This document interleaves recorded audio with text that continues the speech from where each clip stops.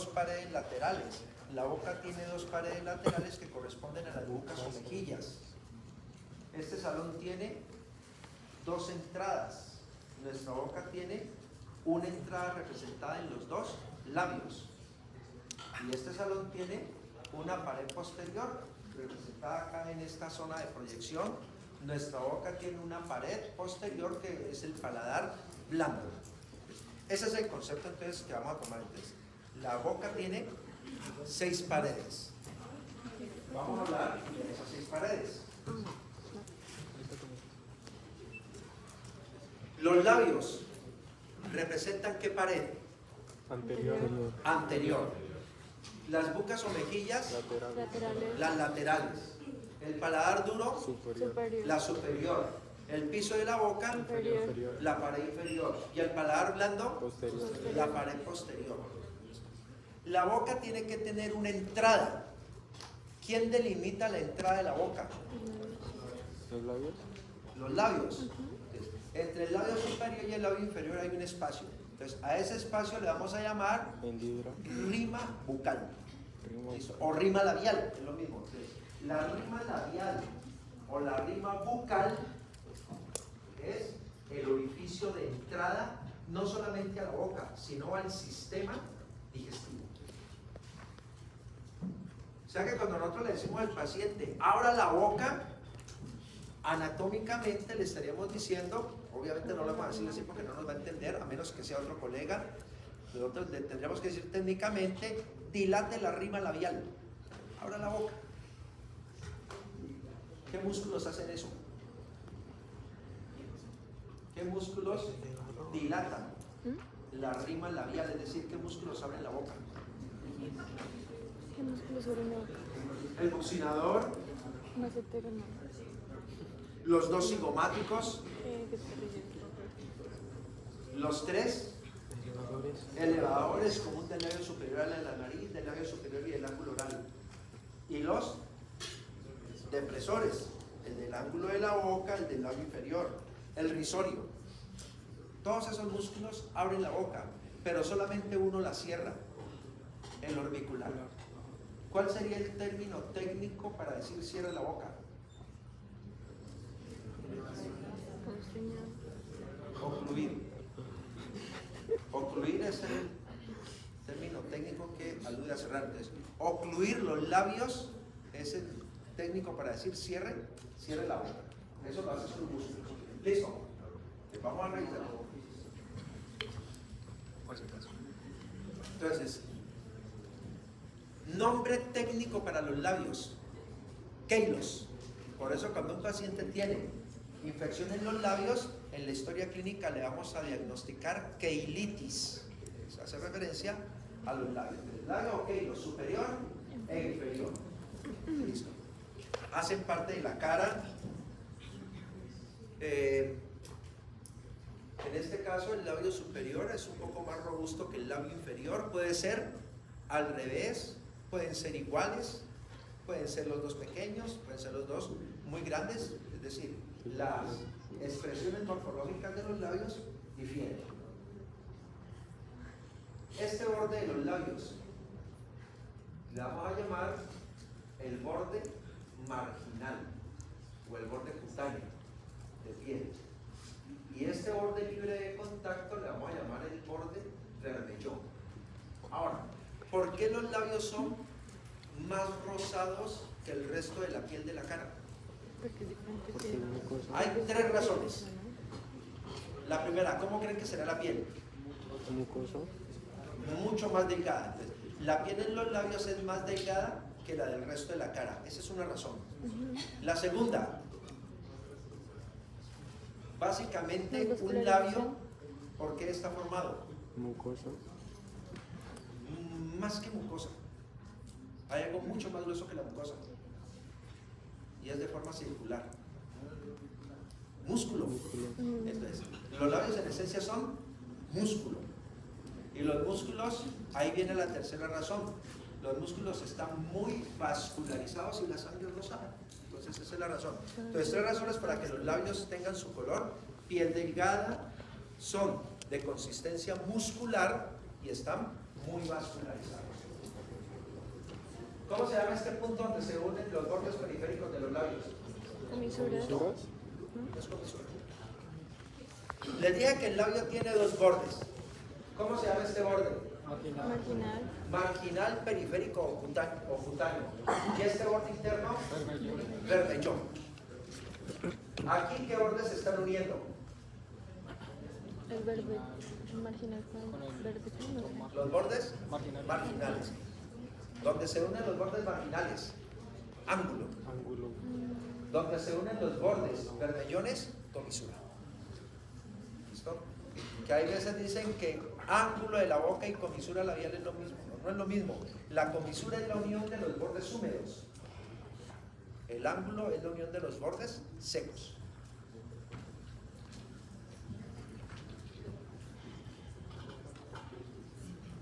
Hace un momento mencionaron la parte mucosa. Claro, los labios externamente están cubiertos por piel. Les va a hablar el profesor Sebastián Medina de un epitelio plano estratificado para queratinizado, que es una piel bastante delgada, pero la cara interna de los labios está tapizada por mucosa. En general, ¿cuál es el epitelio de la piel? ¿Simple o estratificado? Es estratificado. ¿Plano, cúbico o cilíndrico? Es plano estratificado. ¿Y qué especialización apical tiene sobre la capa? 5, queratina. Listo, tengo un epitelio plano estratificado queratinizado. Y la queratina hace que la superficie sea seca, por eso la piel es seca. ¿Cuál es el opuesto de lo seco? Lo húmedo. O sea que una estructura húmeda no tiene queratina. Y cuando el epitelio no tiene queratina, se llama no queratinizado, o le pueden llamar simplemente mucoso.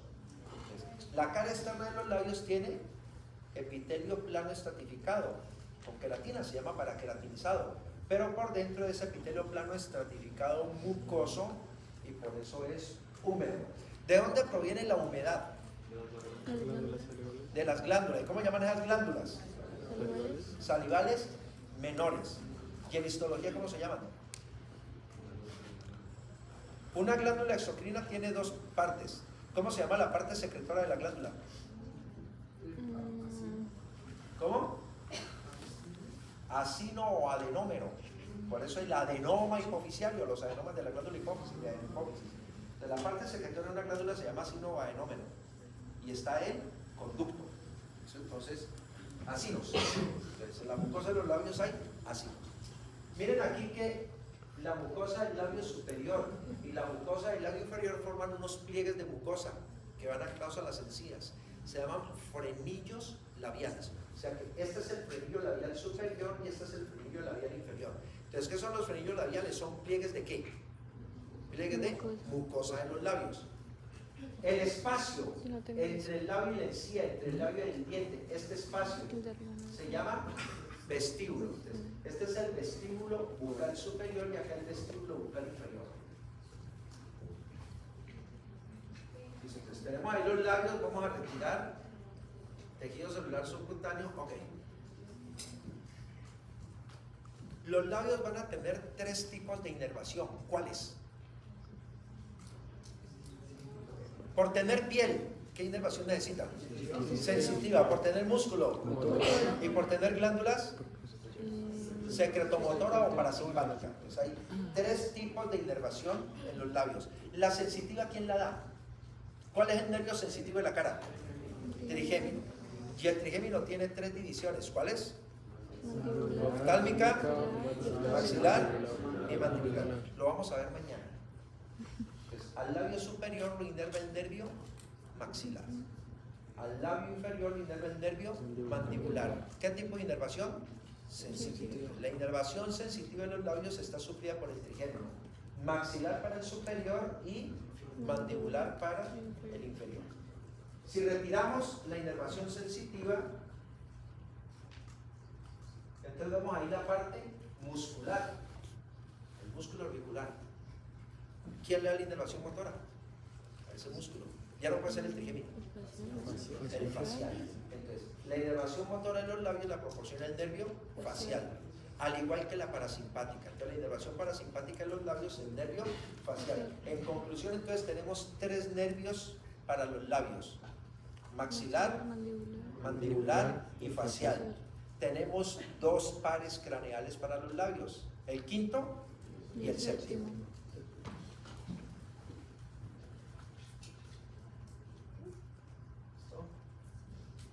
Y tenemos entonces ya la primera pared, representada en los labios. Ahora las paredes laterales. La diferencia. Esta es la cara externa. ¿Qué tipo de recubrimiento es este? Piel. ¿Y cómo se llama la piel de la cara? Cutis.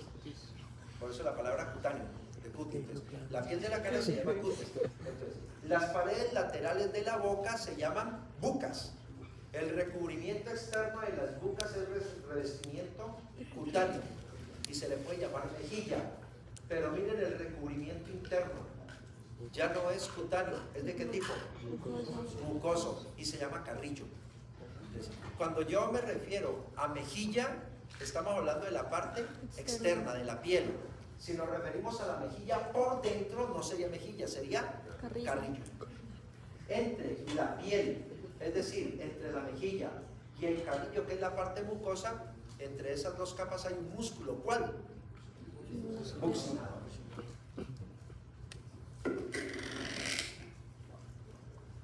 Entonces, se ha retirado la piel y el tejido celular subcutáneo.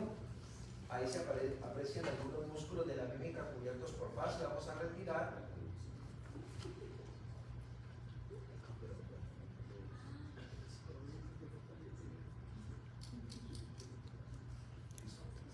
Pueden ver aquí músculos de la mímica, la arteria facial, y aquí hay algo particular.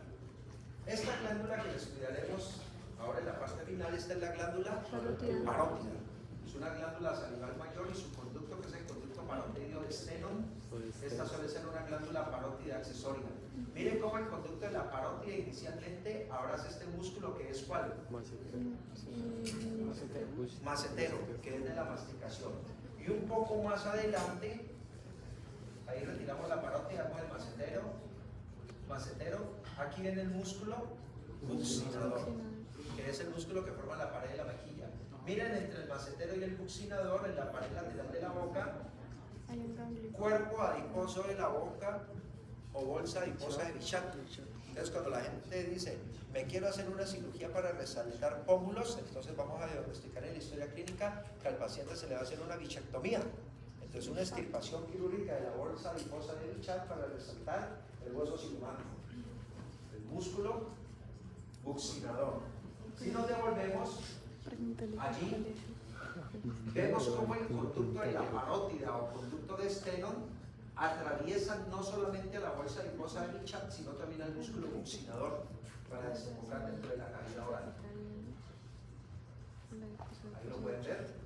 Entonces, miren, ¿esta estructura cuál sería? Apófisis, La apófisis pterigoidea. Esta estructura aquí. Ramo mandibular. Está cortado el ramo de la mandíbula. Entonces miren, de la apófisis pterigoidea a la mandíbula está este ligamento. Este ligamento se llama el ligamento esfenomandibular. Ese ligamento, pterigomandibular. Ligamento pterigomandibular o rafé pterigomandibular. Cuando ustedes ubican el rafé pterigomandibular, van a encontrar por detrás de él este músculo que es constrictor superior de la faringe, y por delante el músculo buccinador. O sea que el músculo buccinador se origina en el rafé pterigomandibular. Estructura: el conducto de la glándula parótida que atraviesa el músculo buccinador.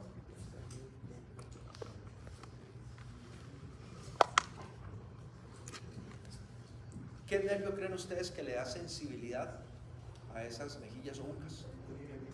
El trigémino, pero en este caso será la división mandibular. De la sensibilidad de las bucas será por el nervio mandibular. ¿Cuál sería el mejor título para esa diapositiva? Para este pedazo aquí. ¿Cuál sería el mejor título? Paladar. Duro. No, duro. Óseo.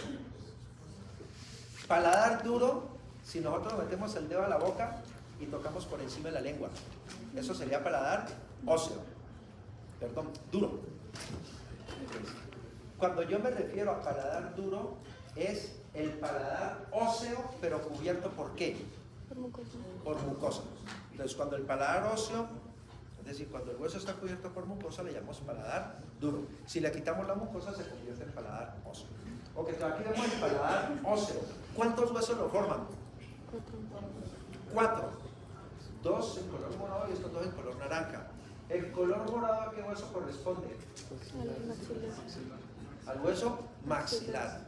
Entonces, paradójicamente, se llama paladar y los que menos aporta son los huesos palatinos. La gran mayoría del paladar lo forma el hueso maxilar. Entonces, estas partes aquí, esta parte del hueso maxilar que forma el paladar se conoce con el nombre de apófisis palatinas de los huesos maxilares. Entonces, son 2 huesos maxilares y cada hueso maxilar ofrece una apófisis palatina, la derecha y la izquierda. Y por detrás, esta sería la lámina horizontal de los huesos palatinos. De esta forma, se articulan las 2 apófisis palatinas de los huesos maxilares y las 2 láminas horizontales de los huesos palatinos y se nos forma el paladar óseo. Este foramen está en medio de ¿quién? En medio de las apófisis palatinas de los huesos maxilares. Y ese hueco ahí se llama fosa, canal o conducto incisivo. Cualquiera de ustedes lo puede ver. Conducto incisivo, canal incisivo o fosa incisiva. Si yo meto una aguja por el conducto incisivo y empujo esa aguja hacia arriba, ella va a entrar a la cavidad nasal. Entonces, la fosa incisiva o el conducto incisivo comunica la cavidad nasal con el paladar. Con el paladar. Por aquí va a pasar un nervio y una arteria y una vena. Entonces, el nervio que pasa por este conducto incisivo se llama nervio nasopalatino. Nervio nasopalatino. No sé si recuerdan por dónde entraba el nervio nasopalatino.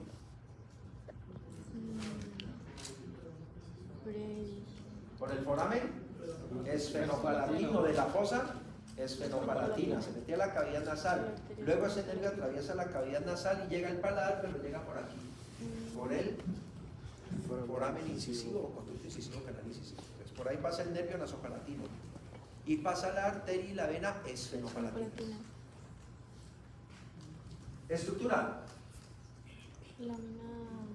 Lámina horizontal del hueso palatino derecho. Izquierda. En cada lámina horizontal del hueso palatino ustedes van a encontrar 2 huequitos, uno grande y uno pequeño. Si estamos de acuerdo, este es el huequito grande y este es el chico, el pequeño y el grande. Les vamos a llamar forámenes palatinos. Al grande, foramen palatino mayor, y al pequeño, foramen palatino menor. Por allí van a pasar paquetes neurovasculares que llevan el mismo nombre.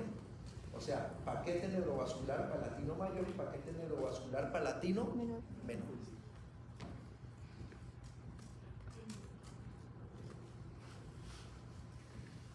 A ver si recordamos cosas.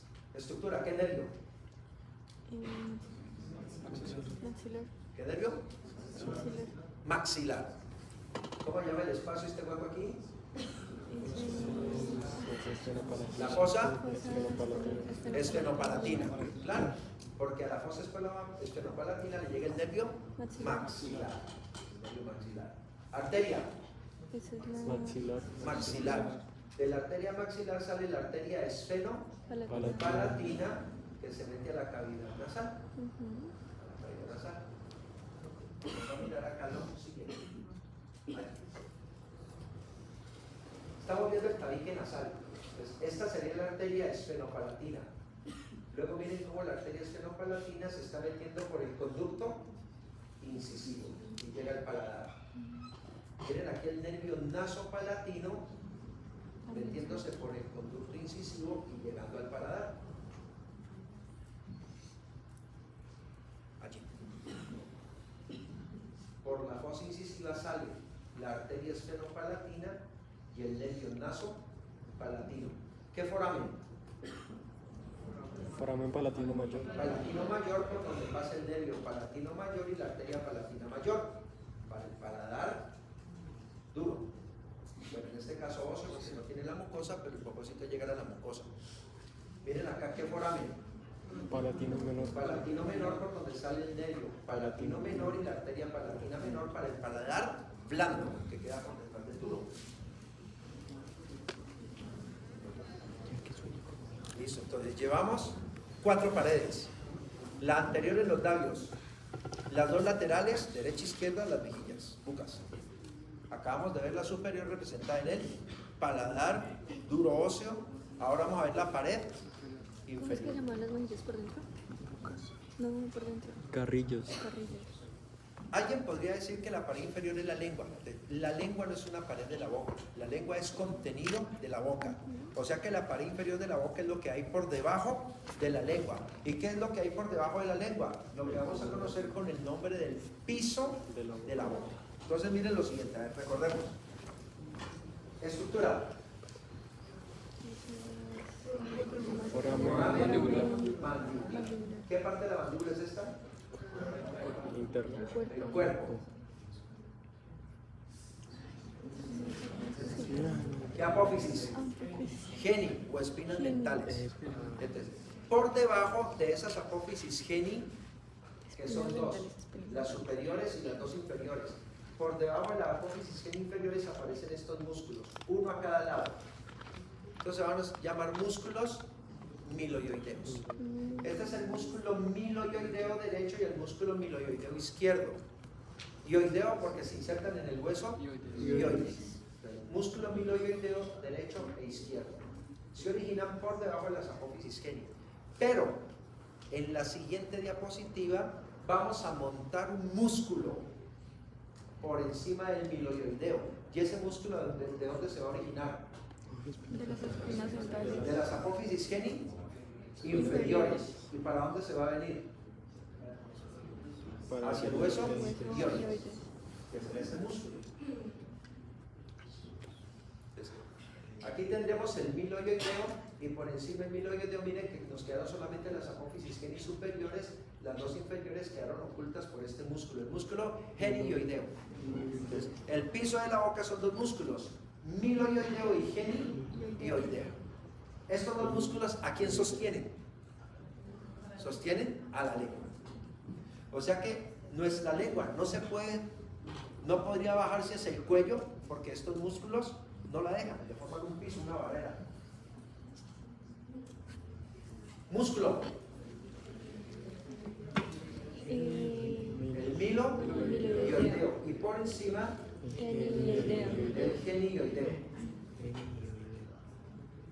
Músculo. Miloioideo. Genioideo. Estos son los derechos y acá los izquierdos. O sea que todo esto será el piso de la boca. Y además de la lengua, que hay en el piso de la boca? Glándulas. Una glándula que hay por debajo de la lengua. Entonces, ¿cómo le llamarían? Sublingual. Una glándula que hay por debajo de la mandíbula. Submandibular. Entonces, ¿cuál podría ser este nervio que va a la lengua? Ese Lingual. Entonces, ¿este nervio cuál sería? Mandibular. Así. Todo este es el nervio mandibular. Según esta diapositiva, del nervio mandibular se origina el nervio lingual. ¿Y cómo se llama el que se mete a la mandíbula? Alveolar inferior. Sí, ese van los dientes de abajo. Y miren, del alveolar inferior sale este nervio, que será el nervio miloioideo, que va al músculo miloioideo.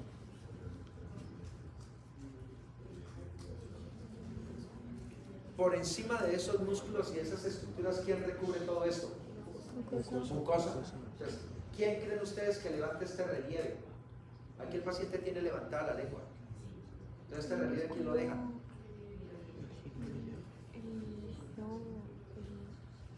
El de la mitad. La glándula sublingual. Entonces, miren aquí el relieve en la glándula sublingual. ¿Cómo se llamaba esta glándula aquí? Submandibular.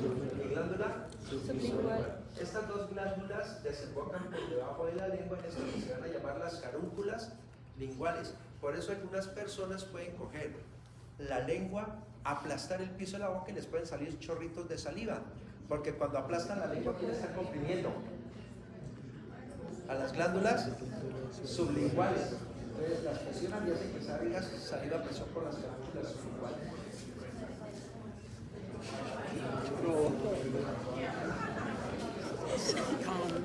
Esto salió. Listo, tenemos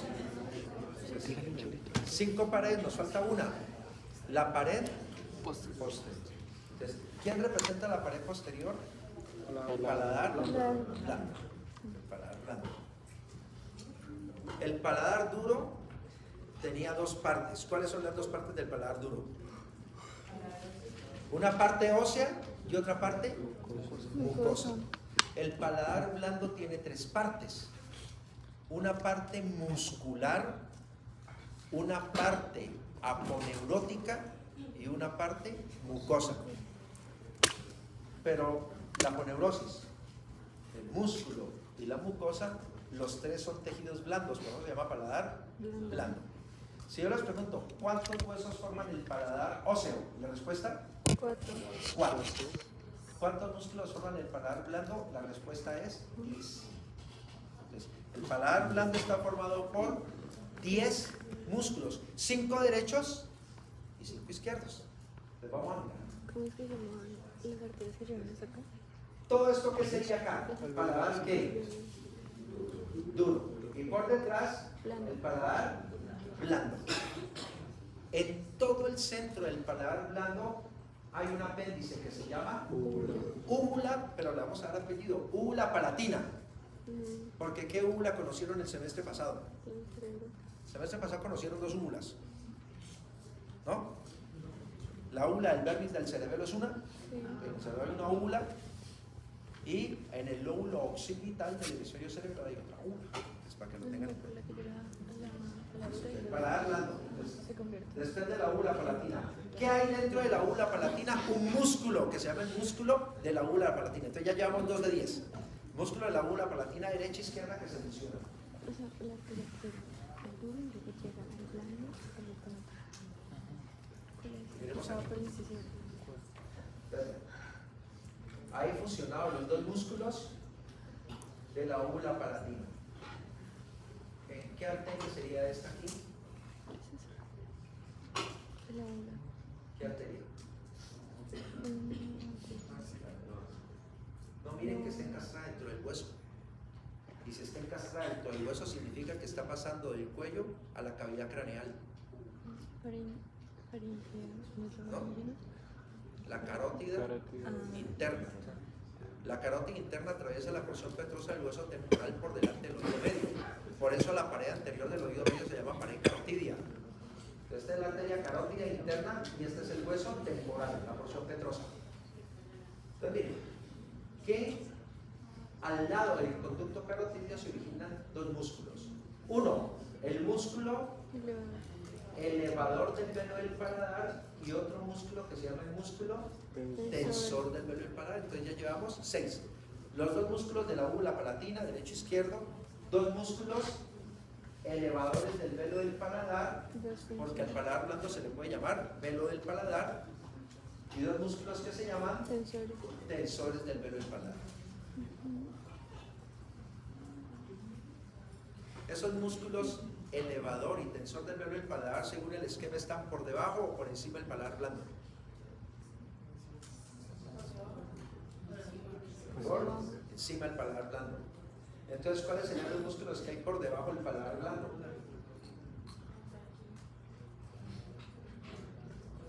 El palato faríngeo. Y hay otro músculo que se llama el palato gloso, que aquí no está. Entonces, ahí están los otros dos. Los músculos palatofarienges y los músculos palatoglosos. De nuevo. Porque el duro no tiene músculo. Entonces, el paladar blando es un conjunto de 5 músculos a cada lado. De esos 5 músculos hay 2 que están por encima del paladar blando. Los músculos que están por encima del paladar blando, ¿cuáles son? El elevador del velo del paladar y el músculo tensor del velo del paladar. Hay dos que están por debajo del velo del paladar, que serán los músculos palatofaringeo, que como su nombre lo dice, va del paladar blando a la faringe, y palatogloso, que va del paladar blando a la lengua. Y hay dos en todo el centro, dentro de la úvula, que son los músculos de la úvula palatina. Y esos son músculos del paladar blando.